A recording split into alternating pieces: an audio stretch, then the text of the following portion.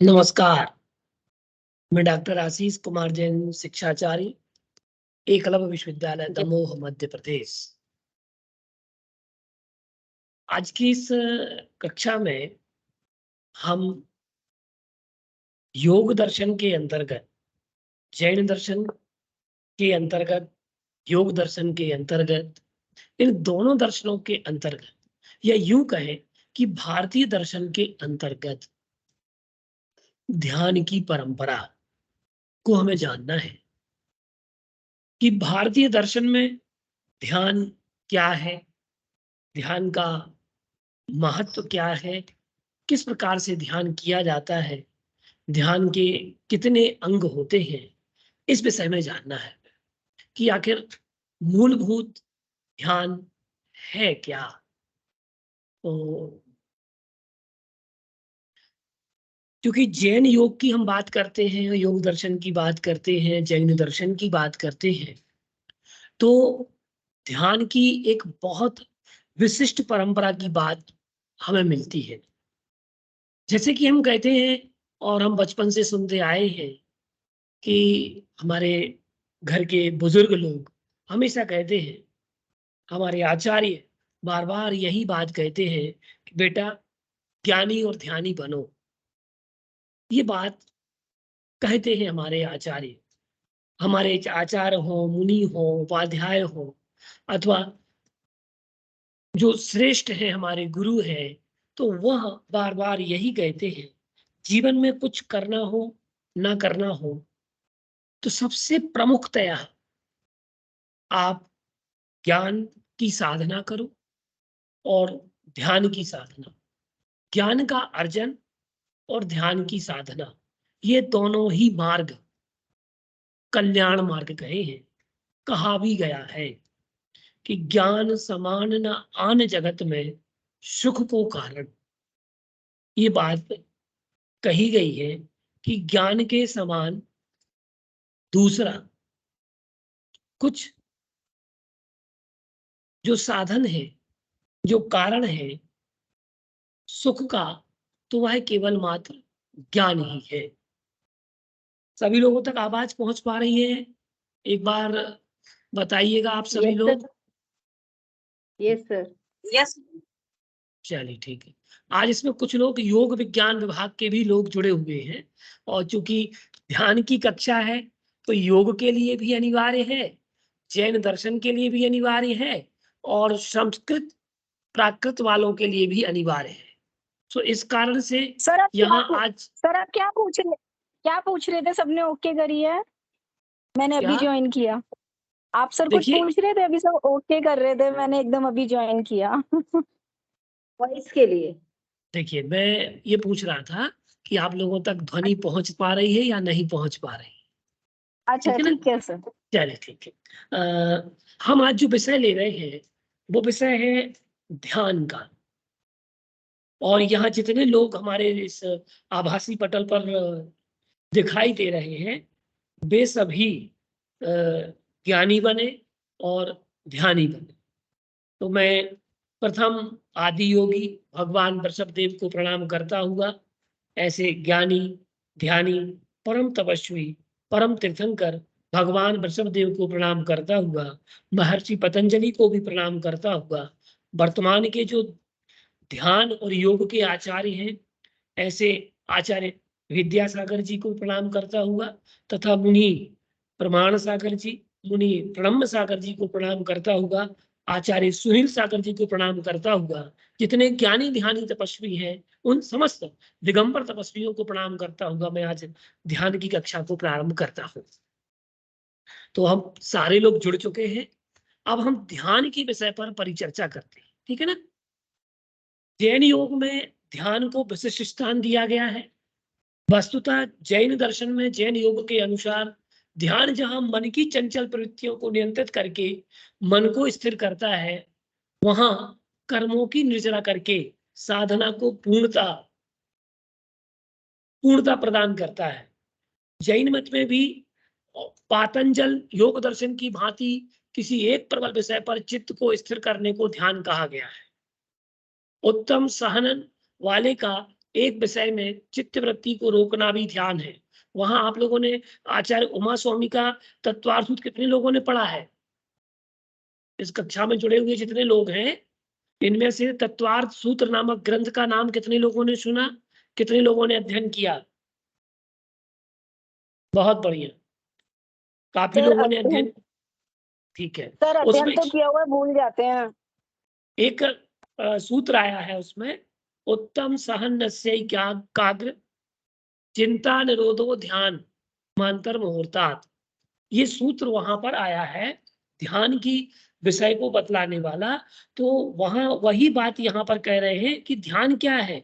तो कहते हैं कि जो ध्यान है, ये ध्यान कैसा है?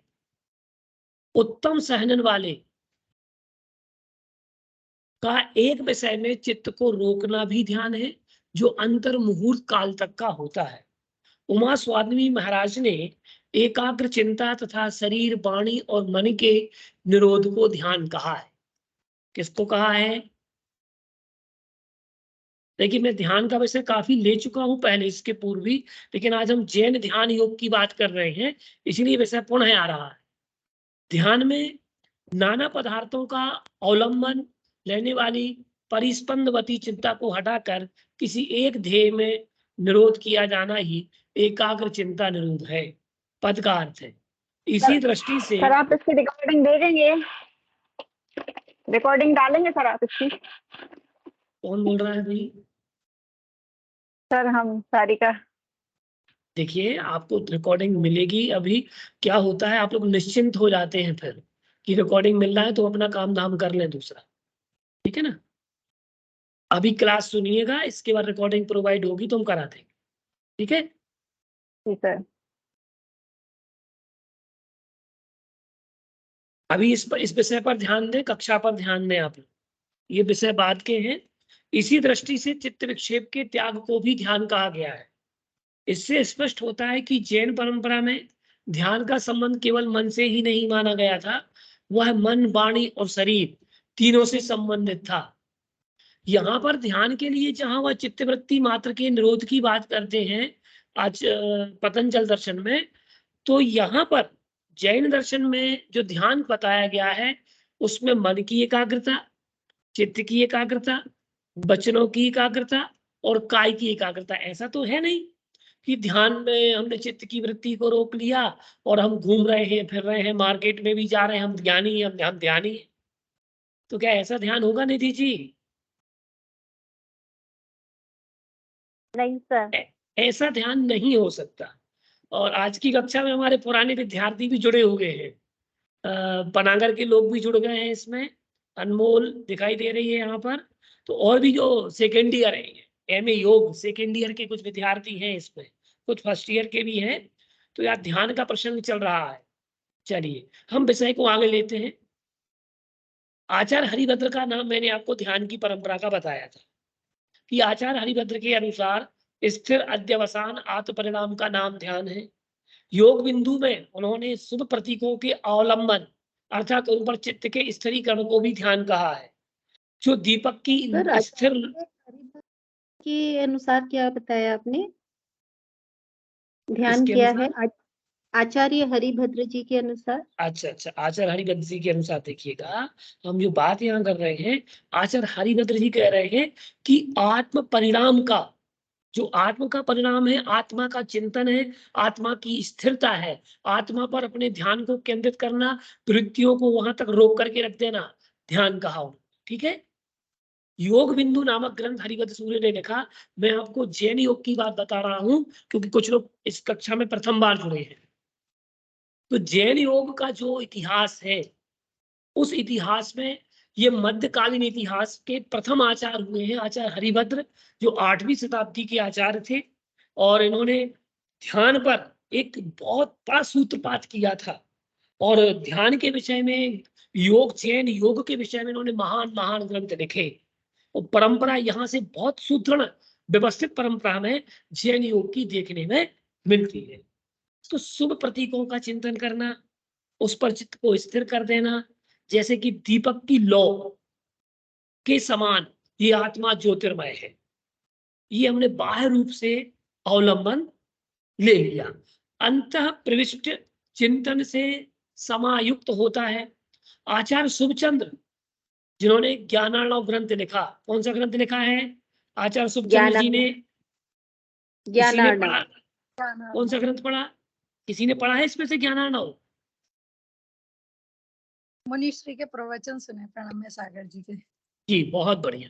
प्रणम्य सागर जी के ग्रंथों में अधिकांश आपको मिलेगा ज्ञानार्णव। ठीक है, चलिए हम आगे बढ़ते हैं, इस विषय को लेते हैं कि जहां आचार्य शुभचंद्र ने एकाग्र चिंता निरोध को ध्यान कहा है, जिसका अभिप्राय है प्रत्ययांतर के संसर्ग से रहित होकर एक ही वस्तु का स्थिरता पूर्वक चिंतन करना, ये ध्यान की बात यहां पर कही गई है। अब मुख्य बात यह है कि जो अष्टांगिक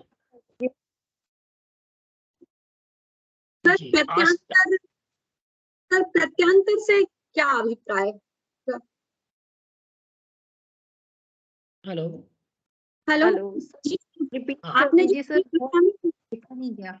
देखिए हमारा क्वेश्चन का सेशन लास्ट में रहता है, तो आप लोग क्या करिएगा, क्वेश्चन का सेशन बाद में रखिए, ठीक है ना, क्योंकि बीच बीच में हमारी कक्षा रुकती है, फिर विषय छूटता है हमारा, ठीक है ना। तो क्वेश्चन का सेशन हम देखिए, प्रत्यांतर से तात्पर्य यहाँ पर ये है कि प्रत्येक जो दोनों की आत्मा परमात्मा के बीच का जो गैप है, ठीक है, यहाँ पर आचार्य लिख रहे हैं शुभचंद्र महाराज, और इन्होंने ये बात कही है यहाँ पर कि जो अलग अलग, जैसे अभी जिसका अभिप्राय क्या होता है, एकाग्र चिंता का निरोध को ध्यान का, जिसका अभिप्राय कि प्रत्यांतर के संसर्ग से रहित होकर जो बीच बीच में हमारे ध्यान में अलग अलग प्रकार के चिंतन आ जाते हैं, और हम कहना चाहिए एक ही व्यू में, जो एक व्यू में सोचता है, एकाग्रता से सोचता है, एक ही वस्तु पर केंद्रित होता है, वो क्या है, उसमें अंतर नहीं होता, वो एक है। और प्रत्यंतर का तात्पर्य है अलग अलग प्रत्यय लगा लिए। कभी हमने शिखर जी की वंदना कर ली, उसी के बीच में गिरनार जी आ गया, उसी के बीच में पता चला हम ओम सोहम कह रहे थे, हम बोल रहे ब्रह्मास्मि, अहम ब्रह्मास्मि। तो पी प्रत्यांतर का मतलब ये कि जो विषय कौन सा, अगर आप एक ही रो में चल रहे हैं, एक पाथ पर चल रहे हैं, एक मार्ग पर चल रहे हैं, तो केवल आप दृष्टि वहीं रखिए। अगर आप सिद्ध का ध्यान कर रहे हैं तो सिद्धात्मक ध्यान, अरिहंत का ध्यान कर रहे हैं तो अरिहंतात्मक ध्यान हो। यहाँ शुभचंद्र महाराज ये आदेश दे रहे हैं कि केवल एक समय एक ही प्रत्यय का ध्यान करें, प्रत्यय के अंतरों का ध्यान न करें। आ गया क्लियर? Yes sir. जी सर, हो गया क्लियर? जी सर। हाँ, अभिषा की लाइन दोबारा बोल दीजिए, जो ये क्या? वाली है प्रत्यांतर के संसर्ग से रहित होकर, इस वाली लाइन को पूरा कंप्लीट बोल दीजिए। गरिमा जी आपको अभी मिल जाएगी सारी चीजें, ठीक है ना। चलिए अब हम चलते सीधे विषय को, जो मुख्य विषय हमारा है। मुझे एक बात बताओ, आप लोग योग के विद्यार्थी हो, यहाँ जितने योग वाले विद्यार्थी वो बस बोलिएगा, योग के कितने अंग होते हैं? 8 कौन कौन से हैं? गरिमा बोलिए। यम नियम आसन प्राणायाम प्रत्याहार ध्यान धारणा ध्यान और समाधि। क्रम से बोलना था, ठीक है ना। चलिए अगला, और कोई व्यक्ति? सर मैं सर यम नियम आसन प्राणायाम प्रत्याहार ध्यान धारणा समाधि। ध्यान और समाधि। पहले धारणा आएगा। चलिए अच्छा, ध्यान के कितने अंग हैं? पहले धारणा फिर ध्यान। देखिए जैसे यहाँ पर ये बात कही गई कि योग के 8 अंग हैं, जैन योग में अगर कोई योग आता है तो सर्वप्रथम ध्यान योग ही आता है। रत्नत्र योग की तो बात होती है, जहां पर हम सबसे पहला योग जो है, वहां पर कहा ध्यान से ही जैन योग का विकास हुआ है। किससे हुआ? ध्यान योग से। ध्यान योग से ही जैन योग का विकास हुआ है। मूलभूत में हमारे योग का मूल तत्व प्राण तत्व, बीज तत्व कहें अथवा आधार तत्व कहें, वह पूरा का पूरा ध्यान योग है। उस ध्यान योग के उसमें ही वहां हम रत्नत्र योग की बात कर पाते हैं, हम समता योग की बात कर पाते हैं, हम तप योग की बात कर पाते हैं, हम संवर योग की बात कर पाते हैं, हम निर्जरा योग की बात कर पाते हैं, हम मुमुक्षुत्व की बात कर पाते हैं। क्यों? क्योंकि ध्यान योग वेद है। आप यम नियम आसन प्राणायाम प्रत्याहार, इसको जैन दर्शन में आचारात्मक वृत्तियों में देखा गया है। ये सब हमारे आचार हैं, विचार हैं। तो यम नियम आसन प्राणायाम ये सब यहाँ तक हम देखते हैं, जितना यम और नियम देखते हैं, ये हमारा पूरा जैनाचार है। क्या है? ये सारे अंग हमारे जैनाचार में मिल जाते हैं।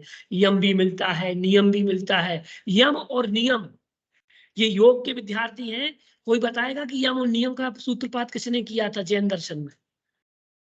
ज्ञानी आत्माओं? भगवान समन्त ऋषभ देव भद्र में सर। आचार्य हाँ? आचार्य भगवान सबसे समन्त पहले ऋषभ यम देव। नियम, सबसे पहले यम नियम शब्द किसने, कौन ने प्रयुक्त किया था? योग वालों से पूछ रहा हूँ अभी।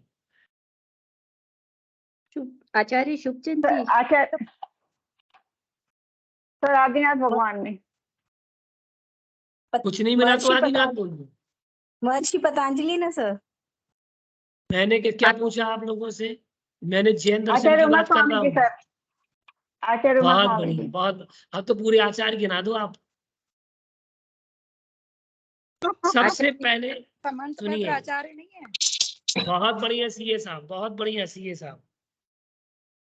सबसे पहले यम का नियम शब्द का प्रयोग करने वाले आचार्य अगर कोई हुए हैं, वो आचार्य समंत भद्र आचार्य हुए, जिन्होंने यम और नियम का कॉन्सेप्ट, यद्यपि हमारे जैन दर्शन में था पहले से, ऐसा कुछ भी नहीं था कि नहीं था, लेकिन उसको एक वर्डिंग देने का नाम, एक शब्दावली देने का नाम, एक परंपरा, एक धारणा देने का नाम कार्य अगर किसी ने किया है, गरिमा जी किसने किया है? सारिका जी? आचार्य जी समन्त सर। भद्र ने रत्नाकरण श्रावकाचार्य हाँ, ने। ये नोट डाउन कर लीजिएगा आप लोग, ठीक है ना। अब हम बात कर रहे हैं, ये तो पतंजलि के योग के अंगों की बात हो गई। अब हम बात करेंगे किसकी? जैन दर्शन में ध्यान के अंग, ध्यान के अंग 8 हैं। कितने अंग हैं? 8। हाँ, ये भी ध्यान रख लेना, अष्टांगिक ध्यान है हमारे यहाँ।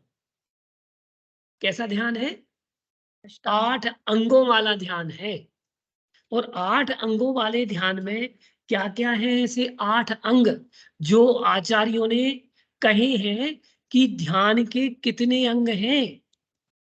तो ध्यान कितने अंग वाला है, पहले हम अंगों की बात करेंगे, फिर प्रत्यंगों की बात करेंगे, ठीक है ना। तो जैन दर्शन में हम देखें तो जैनाचार्यों ने योग को चित्त की प्रसन्नता और शुद्धि का कारण तो माना है। तो यहां पर कहा है आचार्य भगवंत ने, क्या लिखते हैं? 8 अंगों के विषय में बतलाते हैं आचार्य। क्या कहते हैं? कि ध्याता ध्यानम फलम ध्येयम यस्य यत्र यदा यथा अष्टांग ही प्रबुद्धो अयम ध्यानाभ्यास सुकांक्षिणाम। ये बात कही। ध्यान के 8 अंग हैं। कितने अंग हैं? 8। उन 8 अंगों की बात कर रहे हैं आचार्य। तो कह रहे हैं कि सबसे पहला अंग अगर कुछ है तो वह है ध्याता। क्या है? ध्याता। ध्याता। ध्याता के बाद बात आती है किसकी? ध्यान। ध्यान की। फिर तीसरा अंग है ध्यान का फल। फिर आता है ध्येय। फिर आता है ध्यान का विषय, ध्यान का स्थान, ध्यान का काल और ध्यान की विधि। ये आप लोग नोट डाउन कर लें कि जो ध्यान है, ध्यान के कितने अंग हैं? तो क्या कहा है कि ध्याता ध्यानम फलम ध्येयम यस्य यत्र यदा यथा अष्टांगम ही प्रबुद्धो अयम ध्यानाभ्यास सुकांक्षिणाम कांक्षिणी कांक्षिणाम, ठीक है, सुकांक्षिणाम। तो ध्यान, पहले ध्याता, ध्यान, ध्यान का फल, ध्येय, ध्यान का विषय, ध्यान का स्थान, ध्यान का काल और ध्यान की विधि। इस प्रकार ध्यान के अभ्यास की आकांक्षा करने वालों को ये योग के 8 अंग मानना चाहिए। सब ध्यान के लिए ही योग के अंग सेवन करने योग्य हैं, ऐसा आचार्यों ने कहा है। अब आप देखें कि ध्याता कौन है। हम कल ध्याता, देखिए, और ध्यान करने वाला ध्याता है। बहुत बढ़िया। चलिए, हमने बात करी थी वेदांत दर्शन के अंतर्गत, जो लोग कक्षा में जुड़े थे उनको बताया था कि अनुबंध चतुष्टय की बात की थी। अनुबंध चतुष्टय, जो संस्कृत और प्राकृत के विद्यार्थी शोधार्थी जुड़े थे, उनको बताया गया था कि अधिकारी, विषय, संबंध और प्रयोजन, ठीक है, अधिकारी, विषय, संबंध और प्रयोजन। यहां पर जैन दर्शन में, जैन योग में, जहां हम देखते हैं कि ध्यान का अधिकारी कौन है, ध्यान का अधिकारी कौन है? ध्याता। कौन है? ध्याता। अब ध्याता कौन है, ये विषय है।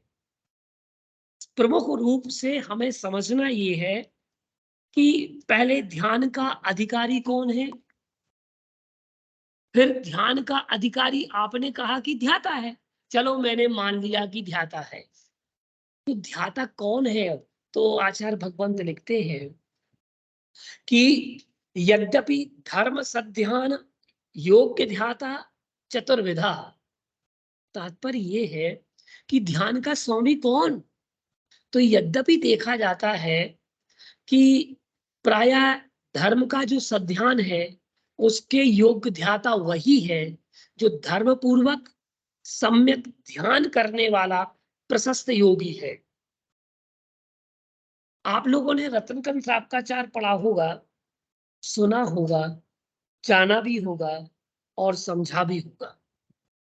तो उसमें एक श्लोक आया है कि साधु का लक्षण बताते हुए वहां आचार्य समंतभद्र लिखते हैं, विषयासा अवसातीतो निरारंभो परिग्रह ज्ञान ध्यान तपो रक्तस् तपस्वी सह प्रशस्यते। ये बात करूं तो यहाँ जो समंतभद्र जी ने ये बीज बिंदु में बीज रूप से ध्याता का लक्षण लिखा है। किसका लक्षण लिखा है? ध्याता का। ध्याता का।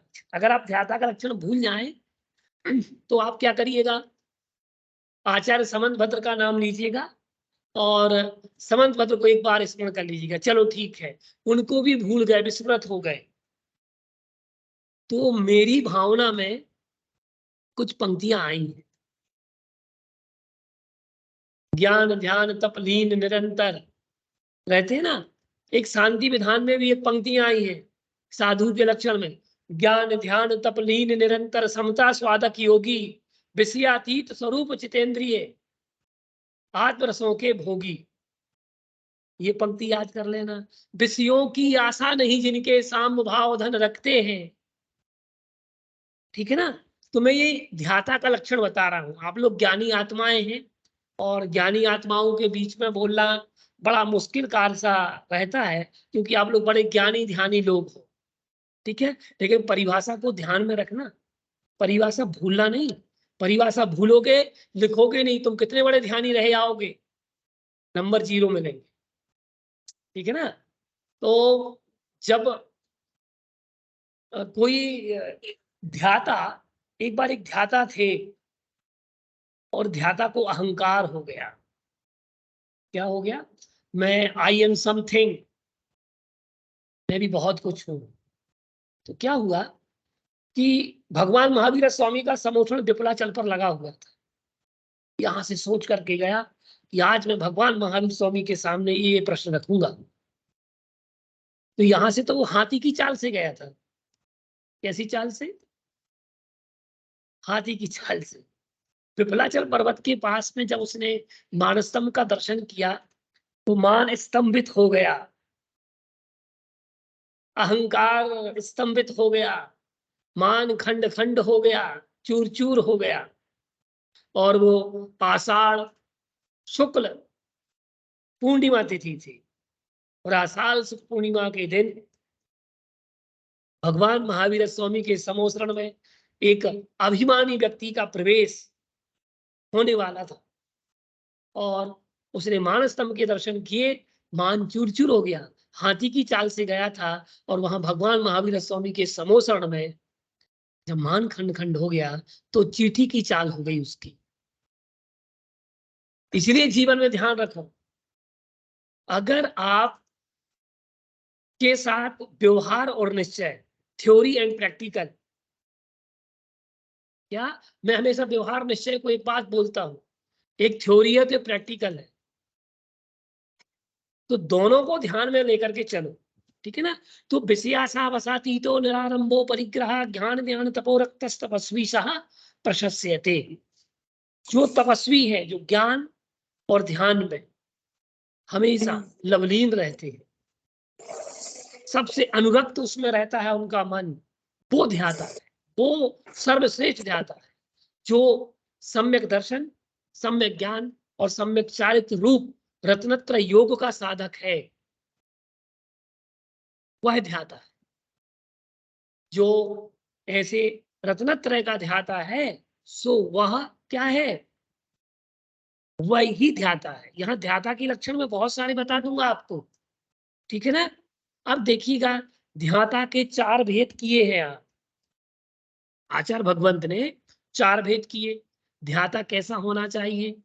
तो कहते हैं प्रथम ध्याता जो है वो सप्तम गुण स्थान में रहने वाला होता है, जो शुद्ध महाव्रती है। कैसा है?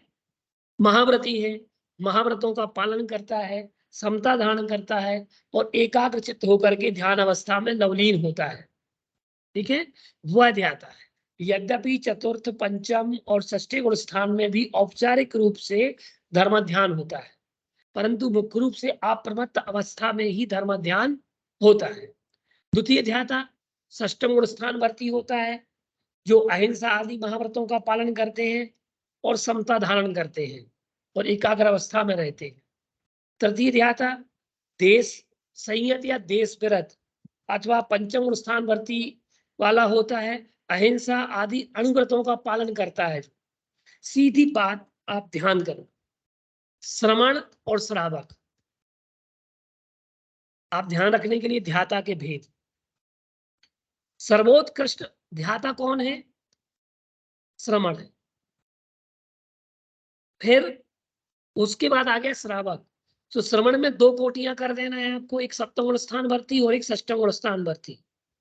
एक पूर्णता महाव्रती है, सेकंड वाले भी महाव्रती हैं, लेकिन ये समता धारण करते हैं, ठीक है। तृतीय ध्याता कौन है? देश व्रत, जो अनुव्रती है, अनुव्रतों का पालन करते हैं, श्रद्धान भाव जो रखते हैं, तो वह इसमें मुख्य रूप से वह अनुव्रतों का पालन करते हैं। चतुर्थ क्या है? सम्यक दृष्टि, चतुर्थ गुण स्थान वाला, इसका श्रद्धान समीचीन होता है लेकिन व्रती नहीं होता। एक देश व्रत है और एक अविरत है। हम सब पूजन पाठ कर रहे हैं, ठीक है, हम देव साथ गुरु पर श्रद्धान रख रहे हैं, लेकिन अभी हमारे व्रत नहीं है, तो वो भी ध्यानी है, ध्याता है। ऐसा नहीं है कि वो ध्याता नहीं है, उसके भी ध्यान होता है, लेकिन वो उसका स्थिर ध्यान नहीं होता। अब ध्याता की योग्यता की बात करें तो ध्याता की योग्यता कैसी होना चाहिए?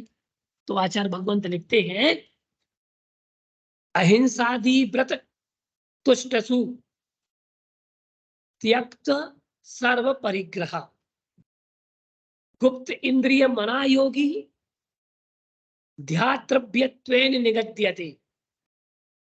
जो अहिंसादि व्रतों को धारण जिसने कर लिया है, करता है और उसमें भी संतुष्ट रहता है, सभी प्रकार के परिग्रहों का जो त्यागी होता है, इंद्रिय और मन को गुप्त रखता है। गुप्त से तात्पर्य यहाँ क्या है? एकाग्रता से। किससे है? एकाग्रता से। कि वह क्या रखता है? एकाग्रता रखता है। तो अहिंसा, सत्य, अचौर्य, ब्रह्मचर्य, अपरिग्रह, यम, ये यम है, व्रत रूप होते हैं। जिसके व्रत हैं वह व्रती। अहिंसादि 5 व्रत जिसमें रहते हैं वह अहिंसादि व्रतों से युक्त होता है। जिसने सभी परिग्रह छोड़ दिया है वो संतुष्ट होता है। और जिसने 5 इंद्रिय और मन के विषयों का परित्याग कर दिया है वह इंद्रिय जित होता है, संयमी कहलाता है। अब हम बात करें मोक्ष मार्ग का साधक ध्याता कैसा हो। आज केवल देखो ध्याता पे ही प्रसंग हमारा हो चल पा रहा है कि ध्याता का प्रसंग क्या है। मोक्ष मार्ग का साधक एक विधश्च यो ध्याता मोक्ष मार्ग साधका पूर्व सूर्यभिरित्यैवं समाख्यातो भूरिशा, ऐसा कहा है। इस प्रकार ध्याता होता है वह मोक्ष मार्ग का साधक होता है। पूर्व आचार्यों ने इस प्रकार से मोक्ष मार्ग के ध्याता के विषय में बहुत कुछ वर्णन किया है। कैसा? बंध हेतुओं के अभाव में। बंध के कितने हेतु बताए गए हैं? कोई बताएगा? 5। कौन कौन से? क्या नहीं, वो तो आश्रव है। नहीं वो अरे ज्ञानियों ध्यानियों, कंफ्यूजन। मिथ्या, अविरति, प्रमाद, हाँ, कषाय। मिथ्या, विरति, प्रमाद, कषाय, मिथ्या, अवृति, प्रमाद, कसाय, योगा, बंध हेतवः। बंध हेतु ठीक है ना? ये बंध के हेतु हैं। और यही आश्रव है। यहां पर जो हम बात कर रहे हैं तो यहाँ पर बंध के हेतुओं के अभाव होने पर एक बार बताइए, निर्जरा होगी कि नहीं होगी? संवर होगा कि नहीं होगा? तो संवर योग होगा। जब हम संवर से छूटेंगे तो निर्जरा योग होगा। तो कर्मों का आत्यंतिक क्षय होना मोक्ष कहा गया। और पहले बताए गए अहिंसादि महाव्रतों से ही कर्मों का अभाव होता है। उनके पालन करने वाले ध्यान की सिद्धि करने वाले कहे गए हैं। ध्यान की सिद्धि उन्हें ही होती है जो इन अहिंसादि महाव्रतों का पालन करते हैं तथा अहिंसादि अणुव्रतों का पालन करते हैं। ऐसे चलते फिरते ध्यान की सिद्धि नहीं होती है। अब ध्यान के लिए क्या कहा? किसका ध्यान करें, कैसे करें? तो अब देखें तो ये हम विधि के अंतर्गत आएगा जो अंग है। अभी हम ध्याता पे चल रहे हैं। ध्याता के बाद जो दूसरा अंग है, कौन सा अंग है? ध्येयम। तो एकाग्र होकर चिंता को रोकना ध्यान है। चित्त की एकाग्रता ध्यान है। जो ध्येय को ही प्राप्त होती है वही ध्यान है, वही ध्यान है।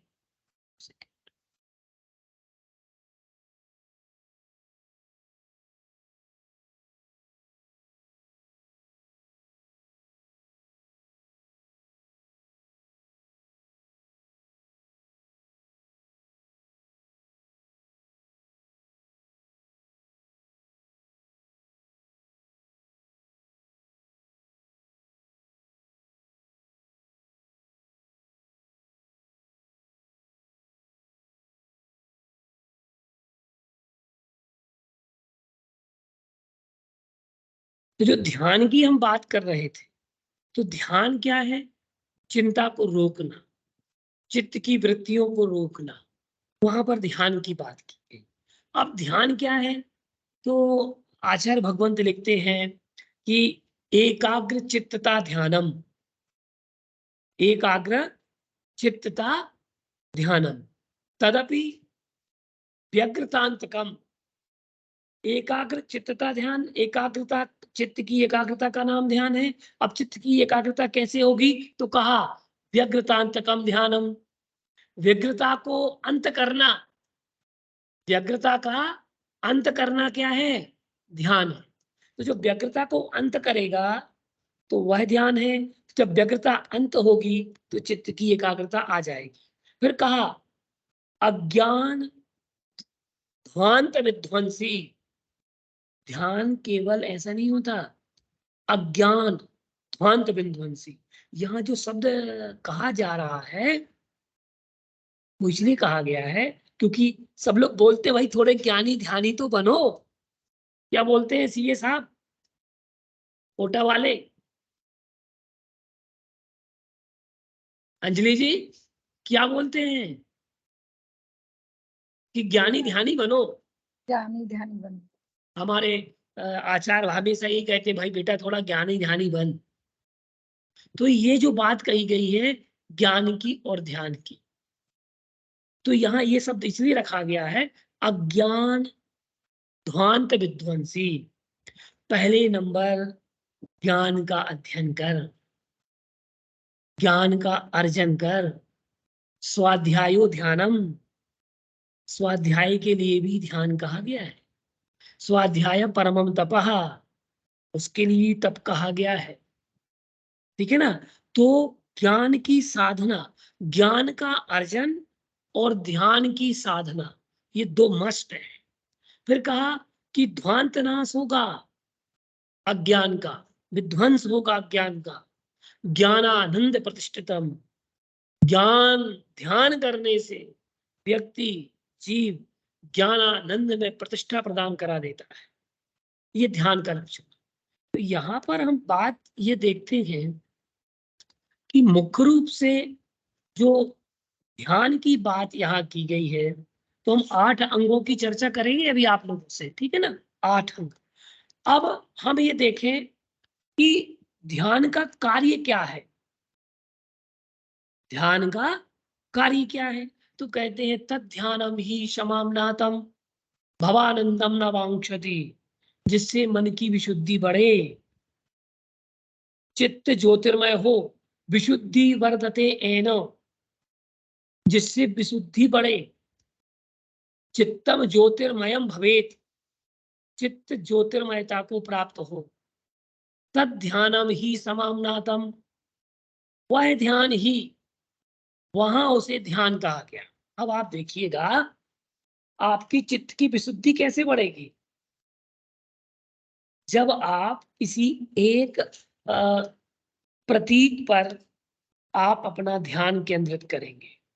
देखिए विषय समझ में आ रहा है ना? मैं विद्यार्थियों से पूछ रहा हूँ, आप लोगों से विषय तो समझ बोधगम हो रहा है कि नहीं हो रहा है? जी सर, जी सर, हो गया। समझ आ रहा है सर। आ रहा है ना? हाँ जी सर, आ आप रहा लोगों है। देखिए, हाँ सर। आप लोग बताते जाइएगा, क्योंकि कई बार होता क्या है कि आप लोगों के फीडबैक लेना भी हमें अनिवार्य है, कि हमें आपकी मानसिकता का भी हमें पता चलता है, ठीक है ना, कि आपको समझ में आ रहा है विषय कि नहीं आ रहा है। तो कहा है विशुद्धि वर्धते एन, जिससे विशुद्धि बढ़े। अनमोल समझ में आ रहा है? जी भैया। चलिए बढ़िया है, ठीक है। और भी लोगों से बोल दो, पनागर वालों से, सबसे, ठीक है ना? 11:30 बजे क्लास लगती है ये, ठीक। जी भैया। एकाग्र, हाँ एकाग्रता। अब विशुद्धि कैसे बढ़ेगी? विशुद्धि कैसे बढ़ेगी? अब देखिएगा, पहले शुद्धि, पहले शुद्धि आएगी कि नहीं आएगी? पतंजलि का योग दर्शन यम नियम के द्वारा क्या करता है? शुद्धि बढ़ाता है। यहाँ विशुद्धि शब्द में ये यम, नियम, आसन, पहले शुद्धि इसमें छुपा हुआ है, इससे शुद्धिकरण होता है। यम से, नियम से, आसन से, प्राणायाम से, प्रत्याहार से, ये शुद्धिकरण का पार्ट है। ये ध्यान रखना। समस्त योगी जन, जितने योगी जन हैं, ये तुलनात्मक अध्ययन है। और आप लोग लिंक पर जाकर के जो हमारे पिछले हमने वीडियो कक्षाएं ली हैं वो लिंक पर जाकर के जरूर सुने। उसमें हम ये काफी विषय ले चुके हैं पहले कि जिसमें हमने जैन दर्शन का ध्यान, जैन दर्शन योग, जैन योग और पतंजल योग में हमने काफी डिफरेंस बताए कि विशेषताएं अप्लाइंग थी। काफी लोग जुड़े हुए थे सर उस नियम कक्षा में। वाली वीडियो नहीं मिली, सर नियम वाली वीडियो नहीं मिली मुझे। धारणा वो मतलब यम के बाद में ना फिर वो आसन आ गया, नियम की कोई नहीं बात मिली। नहीं, ठीक ठीक, हम अवेलेबल करा देंगे वीडियो, ठीक है, शेयर कर दूंगा। चलिए, विशुद्धि में शुद्धि है, और जो शुद्धि है इस शुद्धि में ही क्या है, यम, नियम, आसन, प्राणायाम, प्रत्याहार निहित है, अंतर्भूत है। ठीक है ना, ये अंतर्भूत है, इसको अलग से डिस्क्राइब नहीं किया गया जैन योग में। इसलिए नहीं किया गया कि जैन दर्शन में मूलभूत ध्यान को ही प्रधानता दी गई। ठीक है, तो यहाँ कह रहे पहले लक्षण, उनने ध्यान के लक्षण में ये सारा व्याख्यान कर दिया था कि देख बेटा, पहले शुद्धि कर, मन से शुद्ध हो, मन शुद्धि, वचन शुद्धि, और क्या बोलते हो आप लोग, काय शुद्धि। फिर इसके बाद क्या आता है, काय शुद्धि। काय शुद्धि। फिर इसके बाद जल शुद्ध है। आहार और जल। बस आहार यही जल रुक, शुद्ध बस है। बस बस यही रुकिएगा आप लोग, इससे आगे नहीं बढ़ना अभी, क्योंकि देखो सामने ना तो मुनि है ना आप प्रदान कर रहे हो ना। ठीक है, इसके आगे नहीं बढ़ना अभी। ठीक है, मन शुद्धि, वचन शुद्धि, काय शुद्धि, आहार जल शुद्ध है। अब ये नहीं बोलना कि मुद्रा छोड़, अंजलि बाण, आहार ग्रहण कीजिए, नहीं। अब हम केवल यहीं तक की वार्ता करेंगे आपसे कि यहाँ कह दिया विशुद्धि के लिए, देख भाई, बॉन्ड भर, अनुबंध कर, नियम ले, संकल्प ले, किस बात का, तेरा मन शुद्ध है, वचन शुद्ध है और काय शुद्ध है। यहाँ पर यम, नियम, आसन, प्राणायाम सब कुछ आगे अंतर्भूत हो गया है। मन शुद्धि, वचन शुद्धि, काय शुद्धि, आहार शुद्धि, इसमें शुद्धि आ गई। इनके शुद्ध होने पर आप देखिएगा आपके अंदर एक कॉन्फिडेंस जागता है, एक आत्मविश्वास जागता है। जब आप वो ऐसा भोजन, शुद्ध भोजन ग्रहण करते हैं, तब आपकी सोच, आपका चिंतन, आपका मनन और आपकी एकाग्रता कितनी बढ़ती है। और ये चिंतन, मनन, एकाग्रता बढ़ने पर ही तेरी विशुद्धि बढ़ेगी। यहाँ जितने लोग हैं, आप लोग बताइएगा अपना अपना अनुभव कि वास्तविकता में जब हम संकल्प पूर्वक कोई भी वस्तु का कोई भी कार्य करते हैं, वो कार्य सिद्धि को प्राप्त होता है। और जो कार्य हम बिना सोचे समझे करते हैं, बिना संकल्प के करते हैं, वो कार्य हमेशा फेल होता है। बिना विचारे जो काम होगा, कहते हैं एक जगह लिखा है, छोटा बड़ा या कुछ काम कीजिए, पहले पूर्वापर सोच लीजिए। छोटा बड़ा या कुछ काम कीजिए, पहले पूर्वापर सोच लीजिए, बिना विचारे जो काम होगा उसका ना अच्छा परिणाम होगा। बिना संकल्प के तू कार्य करेगा, तेरा कार्य विफल होना है। या तो आंतरिक संकल्प कर, अंतःकरण में संकल्प कर, या वचन दे, तब तेरी शुद्धि पूरी होगी। मन शुद्धि, वचन शुद्धि, काय शुद्धि, फिर आहार शुद्धि की बात करेंगे, तब तेरी विशुद्धि बढ़ेगी। और विशुद्धि बढ़ते ही साथ एकाग्रता आ जाएगी। ये लक्षण है ध्यान का, इसको समझना है हमें, केवल याद नहीं करना है। देखिए, याद करने वाले वो रटंत तोता होते हैं कि शिकारी आएगा, जाल फैलाएगा, दाना डालेगा, जाल फैलाएगा, मुझे जाल में नहीं फंसना। क्या बोलेगा, रटंत तोता जो होता है वो क्या करता है, शिकारी आएगा, जाल फैलाएगा, दाना डालेगा, हमें जाल में नहीं फंसना, ये बोलता है बार बार। लेकिन क्या होता है, शिकारी आता है, जाल फैलाता है, दाना डालता है और हम फंस जाते हैं। ठीक है ना, तो ये रटंत नहीं, जितना हो पूरे प्रयोग के साथ, पूरे योग के साथ, पूरे ध्यान के साथ, एकाग्रता के साथ शुद्धि का ध्यान रखो और विशुद्धि का ध्यान रखो, तब तुम्हारा ध्यान सक्सेस है। चित्तिम ज्योतिर्मयम भवेत, देखो तुम्हारे शरीर की कांति, चेहरे की कांति और आत्मा में प्रफुल्लता उस शुद्धि विशुद्धि से आएगी। देखिए वो 10 लक्षण के 10 दिन, तुम सोचते हो कि 15 दिन के व्रत हो जाते, क्या सोचते हो? जब 5 दिन में फ्लो बन जाता है ना, एक गाड़ी पटरी पे दौड़ जाती है, तो फिर क्या सोचते हो भाई कि भाई ऐसा कर ले, हे आचार्य भगवान ये 15 दिन के कर दे व्रत, कैसा लगता है? और 4-5 दिन तक आप वैसा ही भोजन ग्रहण करना पसंद करते हैं, क्योंकि उतना संस्कार बन जाता है हमारा। तो शुद्धि से संस्कार बनता है, शुद्धि से संस्कार बनने के बाद विशुद्धि बढ़ती है, और विशुद्धि बढ़ने से एकाग्रता हमारे अंदर आ जाती है। मैटर क्लियर हो गया? तद ध्यानम समामनातम भावानंदम लमांछति, वहां कह दिया गया कि संसार के आनंद की इच्छा नहीं करता, भवानंदम लमांछति। ये बात यहाँ कही गई कि भव के आनंद में उसे कोई रुचि नहीं रह जाती। यह इस प्रकार से यहाँ हमने आज ध्यान का प्रकरण समझा। फिर कहा कि चित्त विक्षेप संन्यास, चिंता निरोधो विरागता, स्थिराया बुद्धिर्तेव ध्यानेन परिभाष्यते। चित्त की के विशेष का त्याग करना, चिंता का त्याग करना, विरागता का ध्यान करना और बुद्धि स्थिर करना, ये ध्यान का मुख्य लक्षण है।